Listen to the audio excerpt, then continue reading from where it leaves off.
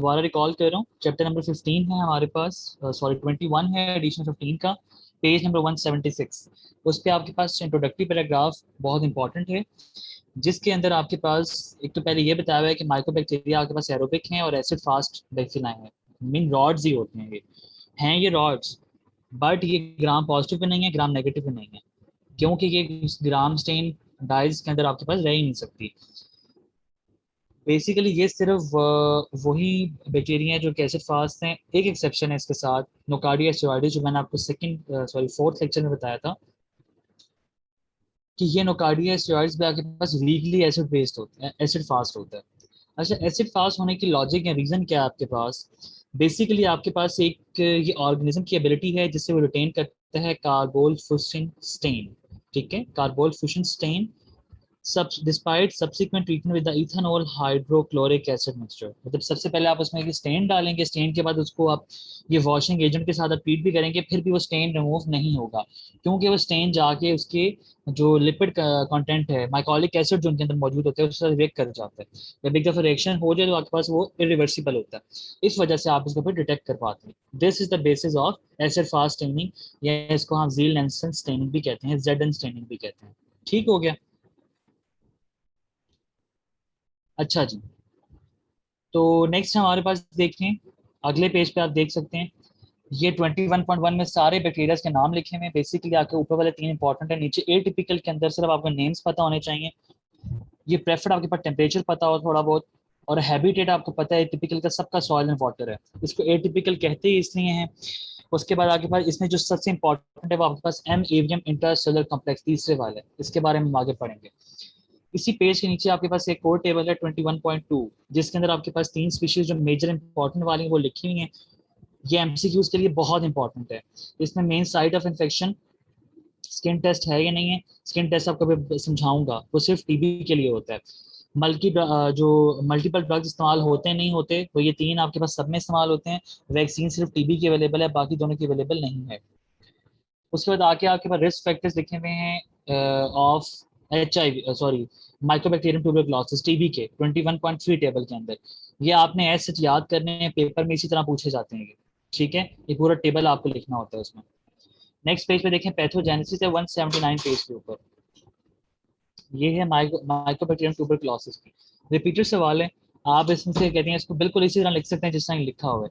जो टेक्स्ट के अंदर पैथोजेनेसिस देखिए वहां पे समझना थोड़ा सा मुश्किल होता है, ये मैं आपको भी समझाऊंगा जब, ठीक है, इसी फिगर को यूज करते हुए, तो आपको इजी समझ भी आ जाएगा, टेक्स्ट वाली चीजें भी आप रिलेट कर सकेंगे। नेक्स्ट देखें, आपका पेज नंबर है जी 183, एटिपिकल माइक्रोबैक्टीरियम का एक टेबल बना हुआ है, रनयॉन्स क्लासिफिकेशन ऑफ एटिपिकल माइक्रोबैक्टीरियम। इसको क्लासीफाई चार ग्रुप्स में करते हैं, जो बेसिस है उस बेस पे इसको क्लासीफाई किया, भी आपको पता हो, एमसीक्यू उसके लिए इंपॉर्टेंट है, लेंथी क्वेश्चन में आज तक नहीं आया। लास्ट है आपके पास table 2 21.5, that is the comparison of TB and sorry tuberculosis and lepromatous leprosy, leprosy दो टाइप्स होती हैं, इसे हैंसन डिजीज भी कहते हैं। इस टेबल भी आपको समझाऊंगा, यह भी सिर्फ मार्किंग करवाइए बुक से, जो चीजें आपने अच्छी तरह बुक से लाजमी करनी है। उसके बाद आके हम स्टार्ट करते हैं स्लाइड्स को, बहुत छोटा सा टॉपिक है, विद इन 30-35 मिनट्स लेक्चर आपका वाइंड अप हो जाएगा। लेवेंसन के चैप्टर नंबर 21 है माइक्रोबैक्टीरिया। कैरेक्टरिस्टिक जनरली क्या है आपके पास, ये एक अलग से जीनस है बैक्टीरिया का, that is not gram positive, that is not gram negative, ठीक है, ये अलग से है बिल्कुल, ठीक है, माइक्रोबैक्टीरियम ये जीनस का नाम है। देन ऑब्लिगेट एरोब्स होते हैं ये, फैकल्टेटिव इंट्रासेलुलर भी हो सकते हैं, बेसिलाई मतलब रॉड्स हैं, cells walls rich in mycolic acid make them acid fast, ये बेसिस है इनके एसिड फास्ट होने का, माइकोलिक एसिड, ठीक है, माइकोलिक एसिड फैटी एसिड्स। ये कॉमन स्पीशीज हैं, जैसे कि मैंने आपको पहले बता दी, कुछ टिपिकल होते हैं, कुछ एटिपिकल है। टिपिकल में आपके पास मेनली दो हैं, एम ट्यूबरकुलोसिस, एम लेप्रे।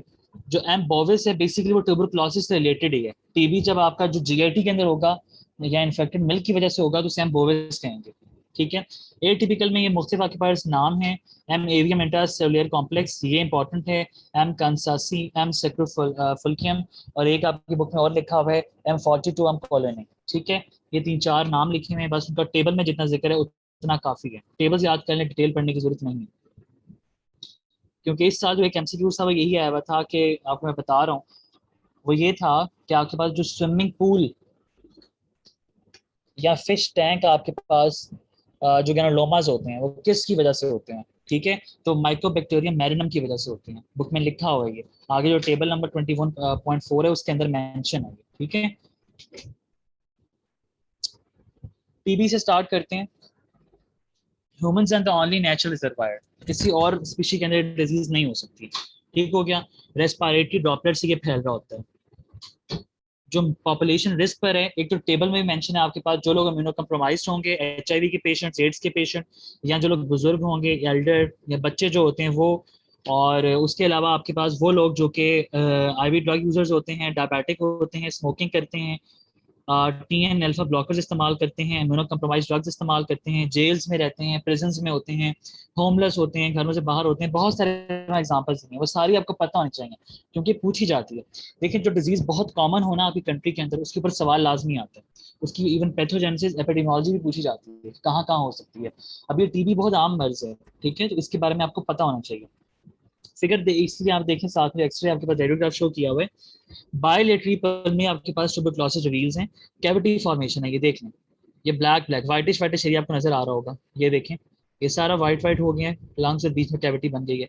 इसी तरह ये देखें, ठीक है, this is basically caving formation, that is केव।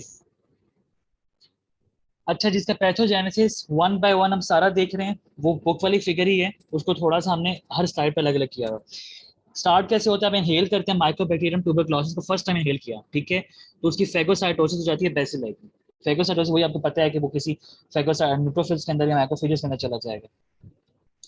वहां पे इंफ्लेमेटरी सेल्स आएंगे। इंफ्लेमेटरी सेल्स में आपके पास जो कि मीडिएटर्स हैं वो रिलीज करेंगे इंटरलेकिन 12 एंड 18। ये बुक में इतना डिटेल मैकेनिज्म लिखा नहीं हुआ, लेकिन ये आपका क्योंकि ये टॉपिक उसके अंदर भी लिखा हुआ है, पैथोलॉजी के अंदर भी लिखा हुआ है, तो वहाँ बहुत अच्छा फिगर बनी है, तो उसमें से कुछ पॉइंट्स ऐड किए हुए हैं। इंटरलूकिन 12 और 18 यहाँ पे स्पीड करते हैं। उसके बाद इंटरफेरॉन गैमा आता है जो इंड्यूस करता है बैक्टीरियल किलिंग को। अब TNF alpha is essential in the control of MTB growth and granuloma formation. TNF alpha पहली बात जो इंपॉर्टेंट है, ठीक है, ये आपका देखें बैकिलाई आया था, इंफ्लेमेटरी साइटोकाइंस आए एल्वियोलर माइक्रोफेज में, उसके ऊपर टीएन अल्फा ने काम किया, तो उसकी वजह से आपके पास टीएन अल्फा के बाद जो ग्रोथ फैक्टर है जो उसको, अब टीएन अल्फा का आपकी बुक में क्या फंक्शन लिखा हुआ है, ठीक है, बेसिकली ये आपके पास जो कुछ ग्रेनुलोमास बन रहे होते हैं, आप इन्फ्लेमेशन में आप पढ़ेंगे ग्रेनुलोमास क्या होते हैं, मैंने आपको पहले भी बताया था। ग्रेनुलोमा वो आपके पास इन्फ्लेमेशन की टाइप है जिसमें वो पैथोजन रिमूव करना मुश्किल होता है, सेंटर में पैथोजन, उसके थोड़े बहुत डेड सेल्स, डेड आपके होस्ट सेल्स, और साइडों पे हीलिंग हो रही होती है, इस तरह का ग्रेनुलोमा बना हुआ होता है, ठीक है। आपके उसके बाद क्या होता है कि वहां पे आप जैसे ग्रैनुलोमा बन जाते हैं, ये देखें, ये बिल्कुल ग्रैनुलोमा की ये पिक्चर है, ऐसा होता है, बड़े बड़े जेंट सेल्स बन जाते हैं, ठीक है, और आपके पास ये पूरी पेरिफेरी बनी हुई है, बहुत सारे बीच में मैक्रोफेजेस हैं, बहुत सारे पैथोजेंस हैं बीच में मौजूद हैं। तो इस तरह क्या होता है कि बॉडी में स्प्रेड नहीं कर रहा होता है, कंट्रोल हो जाता है माइक्रोबैक्टीरियम, जिसकी वजह से आपके पास टीबी की प्रोलिफरेशन जो ऑर्गेनिज्म है वो प्रोलिफरेट नहीं कर पाता। क्रॉनिकली साइटोकाइंस आपके पास दोबारा स्टिमुलेट होते रहते हैं, ठीक है। आप मुख्तलिफ सेल्स जो आपके पास ग्रैनुलोमास में आपके पास अंदर आते रहते हैं, उसकी वजह से उसमें ग्रैनुलोमास का साइज बड़ा होता रहता है, ठीक है। अब सेल्स कौन से आ रहे हैं आपके पास, ह्यूमन अगर होस्ट सेल्स आ रहे हैं, जो मैक्रोफेजेस आपके पास टीबी, जिनके अंदर एम टीबी होता है ना, ये अमेरिकन ट्यूबरक्लोसिस का निमोनिक लिखा हुआ है, जिसके अंदर ये ऑर्गेनिज्म मौजूद होता है, वो आपके पास स्प्रेड को प्रिवेंट कर रहे होते हैं, फर्दर इसको बॉडी में स्प्रेड होने से रोक रहे होते हैं। ये तो था आपके पास जब फर्स्ट टाइम इन्फेक्शन हुआ आपके पास, ये आपको पता लग रहा होगा यहाँ तक कोई भी ऐसा डिजीज नहीं बनी है अभी तक क्योंकि बॉडी ने कंट्रोल कर लिया, ठीक है, ये हो गया प्राइमरी ट्यूबरक्लोसिस। अब पोस्ट प्राइमरी ट्यूबरक्लोसिस क्या होता है, ठीक है, वो ग्रैनुलोमा आपकी बॉडी में बना हुआ था, वो हील हो गया था, उसके बाद हील हो जाता है, यहाँ आपके पास क्या होता है, आगे प्रोग्रेस कर जाता है, दो काम हो सकते हैं, 90% केसेस में वो हील हो जाता है, बाकी 10% केसेस में डिजीज बनती है। अब जो 10% केसेस में डिजीज बनी है ना, उसमें से भी सिर्फ और सिर्फ 10% लोग सिवियर डिजीज में जाते हैं। उस 10 में से भी जो 10 में से 9 लोग हैं वो आपके पास दोबारा लेटेंट हो जाते हैं, ठीक है, मतलब लेटेंटली डिजीज आ सकती है लेकिन चांसेस कम होते हैं। ओनली 10%, उसमें से एक 100 में से अगर 100 बंदा है तो सिर्फ एक बंदे में सडनली सिवियर डिजीज होगी, ये इसकी आपके पास एपिडेमियोलॉजी है। अब आपके पास प्राइमरी ट्यूबरक्लोसिस जो हीलिंग वाला था वो उसमें तो गुजर गई, उसके बाद पोस्ट प्राइमरी जिसमें आपके पास डिजीज प्रोग्रेस करनी है, इसमें क्या होता है आपके पास, माइक्रोबैक्टीरिया परसिस्टेंस हो जाती है, जो परसिस्टेंट होती है वहां पर ये इम्यून सर्वेलेंस। इम्यून सर्वेलेंस क्या होती है कि आपके पास उसने उसको एक जगह पे रोक के रखना है, बॉडी में स्प्रेड नहीं करना, ये उसको पास कर जाते हैं। ठीक है, बार बार एक चीज वहां पे मौजूद आ रही है तो उस वजह से क्या होता है, वो डिजीज जो है जो आपका इम्यून सिस्टम है उसको रिस्पॉन्ड करना छोड़ देता है। इस वजह से क्या होता है, डिजीज आपकी रीएक्टिव हो गई है, मतलब उसको थोड़ा बहुत भी पैथोजन जो ऑर्गेनिज्म मौजूद होगा उसके खिलाफ इम्यून सिस्टम ने काम करना छोड़ दिया, इम्यून सर्वेलेंस फेल हो गई है, तो वहां पे वो डिजीज रीएक्टिव हो रही है। जिसकी जब रीएक्टिव होगी तो वहां पे क्या होगा, आपके पहले नियर बाय जो ब्रोंकाई थे वो डैमेज होंगे, जब वो नियर बाय ब्रोंकाई डैमेज होंगे वहां से आके बाद TB other areas of lungs में स्प्रेड हो जाएगा। जब लंग्स में स्प्रेड हुआ, ठीक है, तो लंग्स में पता है सर्कुलेशन भी है, हर तरह की चीजें पूरी बॉडी में स्प्रेड होने का खतरा होता है। बाकी देखिए एड्स के पेशेंट में CD40 हेल्पर सेल्स होते हैं, ठीक है, वो फेक, ठीक है, वो आपके पास कम होना शुरू हो जाते हैं, जिस वजह से क्या होता है आपके पास विदाउट ग्रैनुलोमास, मतलब ग्रैनुलोमास भी नहीं बनेंगे, ऐसी आपकी बॉडी में डिसमिनेशन हो जाएगी। ये सिर्फ टीबी के एड्स की बात हो रही है। क्या बात की है हमने, दोबारा हम रिकॉल कर रहे हैं सारी पैथोजेनेसिस, ठीक है। हमने क्या पहले आपके पास ये देखें, सबसे पहले आपके पास ये इनहेल करेगा। अब इसमें एक इंपॉर्टेंट बात है जो मैं यहाँ बताना, अब इस स्लाइड में मेंशन नहीं है। जब आपका प्राइमरी टीबी होता है तो आपके पास जो एक गॉन फोकस बनता है, मतलब जहाँ कैविटी आपको पीछे में दिखाई है, ये देखिए ये कैविटी आपकी है। जब प्राइमरी टीबी होगा तो ये नीचे वाली साइड पे लोअर लोब में बनेगा, लोअर साइड पे, ये बुक की प्रेजेंस में मेंशन है, ठीक है। लोअर लोब में आपके पास ग्रैनुलोमा बनेगा। इनहेल किया, वहां से मैक्रोफेज या न्यूट्रोफिल उसके अपने अंदर लिया, उसकी वजह से वहां पे इन्फ्लेमेटरी साइटोकाइन आया, TNF अल्फा आया, उसकी वजह से उसकी ग्रोथ कंट्रोल होगी। जी आगे आपने नहीं बढ़ना, यहाँ रुक जाना है, ग्रैनुलोमा बना देना है। ग्रैनुलोमा बन गया, ठीक है, कंट्रोल होगी ग्रोथ। उसके बाद क्या होता है, आपके पास फर्दर स्प्रेड नहीं होता उसका, ये सब जेंट सेल्स बन जाते हैं। ये सिर्फ लंग्स में बन रहे हैं अभी, ठीक है, अभी बाहर कहीं नहीं गया। और ये जो आपका ग्लोमेरुलस लीगन बनता है इसको आप टुबरकल भी कहते हैं, टीबी से टुबरकल। उसके बाद क्या हुआ आपके पास, ये तो था आपके पास कि जिसमें प्राइमरी इन्फेक्शन हुआ। प्राइमरी इन्फेक्शन में हमने क्या बताया था, आपके पास 100 में से जो 90 लोग हैं वो फौरन हील कर जाएंगे, उसमें कोई डिजीज आगे प्रोग्रेस नहीं करेगी। बाकी एक 9 लोगों के अंदर क्या होगा कि लेटेंटली लेट लाइफ में रीएक्टिवेशन हो सकती है। और एक बंदा होगा जिसमें सिवियर होगा, वो सिवियर बंदा कौन सा, फॉर एग्जांपल एड्स का पेशेंट है, उस एड्स के पेशेंट में ग्रैनुलोमा इतना कंप्लीट होगा ही नहीं और फौरन वो पूरी बॉडी में स्प्रेड कर जाएगा और सिवियर कंडीशन हो जाएगी, ठीक है। वो आपका एक बंदा हो गया। जो 9 बंदों में रिएक्टिव होनी है डिजीज, वो कैसे होगी, पोस्ट प्राइमरी टीबी में ये आपके पास इम्यून सर्वेलेंस को माइक्रोबैक्टीरियम जो आपकी बॉडी में मौजूद था उसको आपको इवेड कर जाता है। इवेड करने के बाद डिजीज जो सी रीएक्टिव होगी। जब डिजीज रीएक्टिव होगी तो वो आपकी जो कैविटी बननी है वो आपकी अपर लोब में बनेगी, लंग्स के अपर लोब में एक कैविटी जिसे गॉन फोकस, अपर सॉरी लोअर लोब में गॉन फोकस कहलाते हैं, अपर लोब में उसे कैविटी कहते हैं, ठीक हो गया।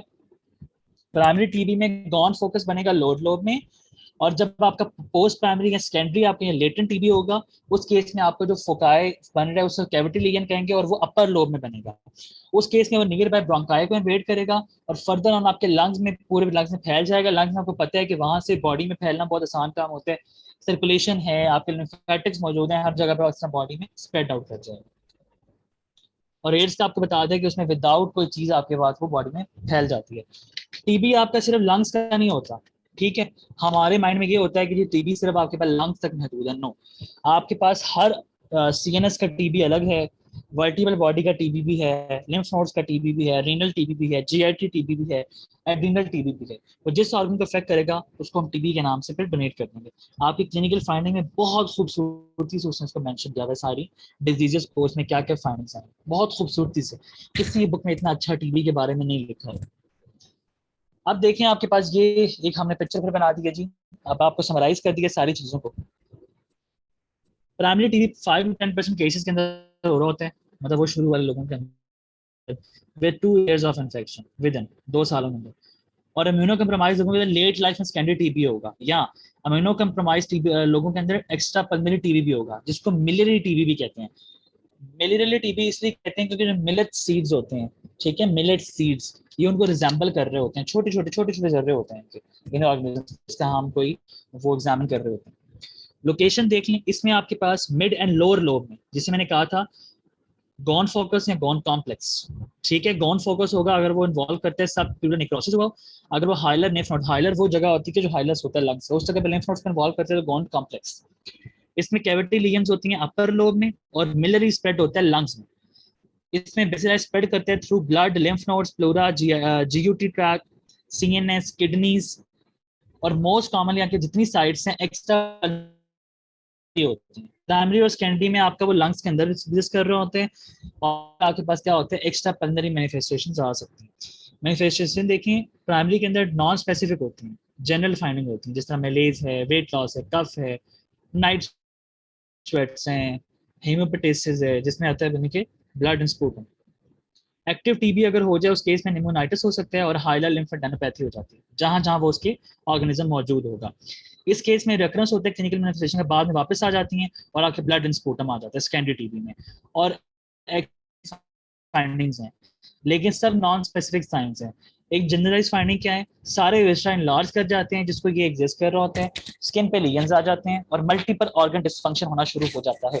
ठीक है, और body towards the fertility move करती है। ये आपके पास टीबी के सारे जो है समरी, बिल्कुल सबसे कम्प्रिहेंसिव समरी यही है। ठीक है, हमें ये लगता था, मतलब पर्सनली अपना बताऊं, मुझे भी यही पता था कि टीबी सिर्फ लंग्स तक महदूद है, लेकिन जब हमने यहाँ इसको डिटेल से इतना पढ़ा है, इसके बारे में देखा कि जी नहीं, ये सिर्फ लंग्स तक महदूद नहीं है। लेटर लाइफ में या वो लोग जो है कंप्रोमाइज होते हैं, उन लोगों के अंदर ये फर्दर बॉडी के अंदर स्प्रेड भी कर जाता है और मुख्तलिफ ऑर्गन्स को इन्वॉल्व करता है, और जिस ऑर्गन को इन्वॉल्व करेगा उस ऑर्गन के नाम से टीबी के नेम्स आ जाते हैं। और उसको मिलिटरी टीबी तब कहेंगे जब आपके पास वो मिलेट सीड को रिजेंबल कर रहे हैं ऑर्गेनिज्म पूरी बॉडी में फैले हुए। इसका डायग्नोसिस बहुत इंपॉर्टेंट है, बहुत ज्यादा इंपॉर्टेंट है। ठीक है, मतलब बार हर रिपीटेड हर साल आ रहा होता है, हर एक साल बाद, इवन इस साल भी आया हुआ था। अब लैब डायग्नोसिस आपने 8 to 9 पॉइंट, सबसे बड़ा लैब डायग्नोसिस टीबी का है। ठीक है, क्योंकि इतना कॉमन है आपके पास, फाइल के अंदर सारा डिटेल्स से मेंशन है, कोई मुश्किल चीज नहीं है उसके अंदर लिखा हुआ है। सिर्फ आपने टीबी लैब डायग्नोसिस डिटेल्स याद नहीं करनी होती, सिर्फ नाम याद करना होता है। आपको ये नहीं याद करना कि प्रोसीजर कैसे परफॉर्म करवाएंगे, जस्ट टेस्ट का नाम आप याद करें। ठीक है, प्रिंसिपल पता हो थोड़ा बहुत वो एमसीक्यूज में आ सकता है, लेकिन प्रोसीजर पूछा जाता है। सबसे पहले तो एक एसिड फास्ट रॉड्स हैं आपके पास, उसके बेसिस पे इसका स्पूटम, माइक्रोस्कोपिक कल्चर वगैरह हर चीज होगी। जीन नेल्सन स्टेनिंग आपको पहले बता दी है। आइसोलेट करेंगे, कल्चर करवाएंगे, जिसमें कॉमनली इसकी जो कल्चर होता है लोवेंसन जेंसन मीडियम पे हो रहा होता है। यहाँ आपकी बुक में बाकी भी मेंशन है, पेक्टम मीडियम है, मिडल ब्रुक अगर है उस पर हो जाता है। बाकी इसके जो रैपिड टेस्ट आजकल आ गए हैं वो पीसीआर हो गया है, और वो आप टीबी की रेजिस्टेंस बहुत ज्यादा है, बहुत ज्यादा रेजिस्टेंस है। ठीक है, इसकी ड्रग्स के लिहाज से। तो ऐसे जो आपके पास ड्रग रेजिस्टेंस टीबी होगा उसके लिए फिर आपके पास अलग तरह के टेस्ट होते हैं, जिस तरह लुकीफिरेज ऐसे होता है, आपकी बुक में मेंशन है। लुकीफिरेज आपके पास एंजाइम है जो आपके फायर फ्लाइज में, फायर फ्लाइज वो होती है जिनके पीछे लाइट, जिसे हम जुगनू कह रहे होते हैं। ठीक है, उसके पीछे लाइट आपके पास होती है, रात के वक्त आपको लाइट जलती हुई नजर आती है, उसमें ल्यूकोफिलेज एंजाइम होता है। उस वजह से हम वो एंजाइम्स का इस्तेमाल कर रहे होते हैं, उसकी बेसिस पे हम डिटेक्ट करते हैं कि आया क्या, ये जो हमारे पास टीबी है, ये ड्रग रेजिस्टेंस है या नहीं है। फिर उसके बाद आगे पीपीटी स्कैन टेस्ट वो अगली स्लाइड में देखते हैं।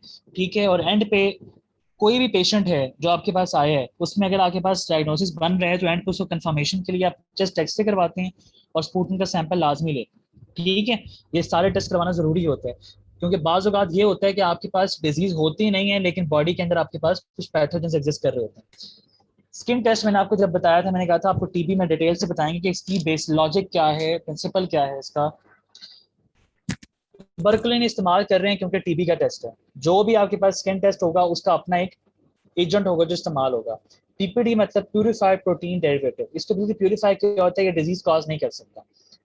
और ये टाइप 4 हाइपर सेंसिटिविटी रिस्पॉन्स है, कोई भी स्किन टेस्ट है वो टाइप 4 रिस्पॉन्स होता है। ठीक है, एक्सपोज्ड या वैक्सीनेटेड इंडिविजुअल्स के अंदर होता है। इसमें क्या है, इन लोगों में हम जो इंडोरेशन होती है ना वो चेक कर रहे होते हैं। मतलब इंडोरेशन का मतलब क्या होता है, आपने जब स्प्रेड किया है, ये देखें जिस तरह मेजर कर रहे हैं, देखते हैं रेडनेस कितनी जगह पर आई है और उसका जो ऊपर उभार कितना आया है स्किन के ऊपर से, ये दो चीजें हमें चेक करनी होती हैं, दोनों लाजमी होती हैं।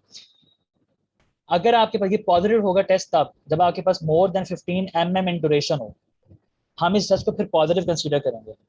ठीक है, 48 to 72 आवर्स आफ्टर पीपीटी ये तब पॉजिटिव होगा, मतलब इसका मतलब है वो पहले कहीं ना कहीं आपके पास एक्सपोज हुआ हुआ है। एक्टिव डिजीज, अभी उसको टीबी है या नहीं है ये टेस्ट ये नहीं बता सकता, बस ये बताएगा जी बॉडी में पैथोजन पहले कहीं आया था जिंदगी में या नहीं आया था। ठीक है, अगर रीसेंट इन्फेक्शन है, HIV है, सार्कोइडोसिस है, एल्डरली है, उन लोगों के अंदर ये टेस्ट नेगेटिव होगा, ठीक है, बॉडी के अंदर अब इतने ज्यादा पैथोजन बिल्डअप नहीं हुआ। BCG वैक्सीन होती है जो इसकी वैक्सीनेशन है आपके पास, ठीक है, उस केस में भी ये टेस्ट पॉजिटिव होता है क्योंकि वैक्सीन के अंदर कुछ ना कुछ हिस्सा पैथोजन का एग्जिस्ट कर रहा होता है। ये है जी इसका ट्यूबरकुलिन स्किन टेस्ट या नॉर्मल स्किन टेस्ट का बेसिस। उसमें इन ड्यूरेशन ये आपकी जो पैथोजन होते हैं, ये जो सैंपल होते हैं, ये आपके बिल्कुल ऊपर डर्मस के अंदर इंजेक्ट किया जा रहा होता है, ठीक है, जो स्किन के ऊपर आप फाइंडिंग चेक कर रहे होते हैं। सेकेंड इंपॉर्टेंट ऑर्गेनिज्म के पास आ गया लेप्रोस, लेप्रे, एम लेप्रे। ये लेप्रोसी कॉज करवाता है जिसे हैंसन डिजीज कहते हैं। इसकी ट्रांसमिशन बहुत इंपॉर्टेंट है। Direct contact with ligands, inhalation of infectious droplets, ठीक है, दो टाइप्स हैं, उसी के लिहाज से ट्रांसमिशन है। डायरेक्ट कॉन्टैक्ट तब होगा जब आपके पास कोई नेजल स्क्रैपिंग्स वगैरह हो सकती हैं, ठीक है, या नाखूनों के जरिए हो सकता है, या कि नर्व डैमेज थी उस जगह पे आपका कॉन्टैक्ट हो गया उस केस में, या इनहेल कर रहे हैं आप इन्फेक्शियस ड्रॉपलेट्स को। अमूमन आपके पास कैरियर जैसे सिम्टोमेटिक होते हैं, कंटामिनेटेड सॉइल से फैल सकता है ये। नेचुरल रिजर्वायर आर्मिडोलाज है, ठीक है, आर्मी डेलॉज। ह्यूमन इसके नेचुरल रिजर्वायर नहीं है, ह्यूमन इसके नेचुरल होस्ट है, ठीक है। आर्मिडोलॉज ये फिगर में भी दगा हुआ है, आर्मिडोलॉज ये इसके नेचुरल रिजर्वायर है, इसमें नॉर्मली ये एग्जिस्ट कर रहा होता है। और ये आपके पास जो लेब्रोसी का ये एजेंट है, एम लेप्रे, ये आप लेबोरेटरी में ग्रो नहीं करवा सकते आर्टिफिशियल मीडियम के ऊपर, ना कल्चर करवा सकते हैं, ठीक है आप। और जो इसका ग्रोथ टेम्परेचर है बॉडी के अंदर वो 30 डिग्री सेंटीग्रेड है। अब बॉडी के नॉर्मल टेम्परेचर 37 होता है, हम खुद देखें कि अगर टेम्परेचर कम होगा तो इसका चांसेस ज़्यादा बढ़ जाते हैं। और तीसरी इंपॉर्टेंट बात, बहुत स्लोली ग्रो करता है कि बॉडी में इसका ऑलमोस्ट डबलिंग टाइम 14 डेज है, 14 डेज, अगर अच्छा खासा टाइम लगता है इसका। पैथोजेंसिस देख लें, दो टाइप्स हैं लेप्रोसी की, दोनों देख लेंगे, पहले दोनों का पैथोजेंसिस समझ लें। बुक में इतना अच्छा नहीं लिखा हुआ, तो इस स्लाइड को बुक पे उतार दीजिएगा। या तो टी हेल्पर 1 रिस्पॉन्स आता है या टी हेल्पर 2। टी हेल्पर 1 आएगा तो उसमें डिलेड टाइप हाइपर सेंसिटिविटी होगी, इंटरफेरॉन गामा इन्वॉल्व होगा, मैक्रोफेज एक्टिवेशन होगी, और फिर ट्यूबरकुलर लेप्रोसी। ये चीज़ें आपको जो है ना हेल्पर सेल्स और टी वाली, ये आपको भी रटनी पड़ेंगी। ये लॉजिक आपको तभी समझ आएगा जब इम्यूनोलॉजी को डिटेल से पढ़ेंगे, ठीक है। उस चीज उनमें ये चीजें एक्सप्लेन की हुई हैं कि टी हेल्पर 1 रिस्पॉन्स में क्या क्या होता है, कहीं पे भी टी हेल्पर रिस्पॉन्स आएगा उसमें ये चीजें होंगी, ठीक है। अगर टी हेल्पर रिस्पॉन्स 1 वाली साइकिल एक्टिवेट होती है तो डिलेड टाइप हाइपर सेंसिटिविटी आएगी, ठीक है। 4 टाइप्स होती है, 1 2 3 4। जो फोर्थ टाइप होती है वो डिलेड टाइप होती है, तो इसमें डिलेड टाइप आएगी, इंटरफेरॉन गामा इन्वॉल्व होगा इसके अंदर, और आपके पास मैक्रोफेज एक्टिवेशन होगी और ट्यूबरकुलॉइड लेप्रोसी होगी। फर्क बताता हूँ कि ट्यूबरकुलॉइड और लेप्रोमेटस में क्या फर्क है। टी हेल्पर 2 हुआ जो आपके पास मोरल एंटीबॉडी बनती है, और इसमें इंटरफेरॉन आपके पास गैमा नहीं होता बल्कि इंटरफेरॉन बीटा होता है इसके अंदर, होमोरल आपके पास एंटीबॉडी में, और लेप्रोमेटस लेप्रोसी होता है। अब देखते जाएं ट्यूबरकुलॉइड में क्या होता है। सबसे पहली बात, स्किन लीजन्स के बेसिस पे इसको कर रहे होते हैं। आपके पास फ्यू, फ्यू का वर्ड से याद रखना, ट्यूबरकुलॉइड में फ्यू हाइपरपिगमेंटेड एट्रोपिक प्लेक्स होते हैं with flat centres and raised demarcated borders. ये देखना है, सेंटर्स फ्लैट हैं, साइडों से उठे हुए हैं बॉर्डर्स, और इसमें बैक्टीरियल कंटेंट कम होता है। लेप्रोमेटिक में देखें, मैनी मैक्यूल्स, पैप्यूल्स, नोड्यूल्स, मतलब बहुत कुछ हो सकता है। इसमें तो सिर्फ क्या था, प्लैक्स थे, ठीक है, प्लेक्स इस तरह देख लेंगे। और इसमें मैक्यूल्स, पेप्यूल्स, नोड्यूल्स, स्किन की बहुत सारी चीजें हो सकती हैं। With damage to nose, nose इतने ज्यादा डैमेज होता है कि नोज का कार्टिलेज, बोन्स, टेस्टिकल्स, ये सब डैमेज हो जाते हैं। आपका मुंह बिल्कुल शेर की तरह, शेर के जिस तरह फीचर्स होते हैं ना, बड़े बड़े फीचर्स होते हैं, बिल्कुल लॉयन लाइक फेसेस हो जाते हैं, और बैक्टीरियल कंटेंट हाई होता है। इसकी वजह से इसको ट्यूबरकुलाइड कहते हैं, मतलब एक 1 फ्यू लीजन्स, और इसमें मोर देन आपके पास होते हैं, मैनी लीजन्स होते हैं।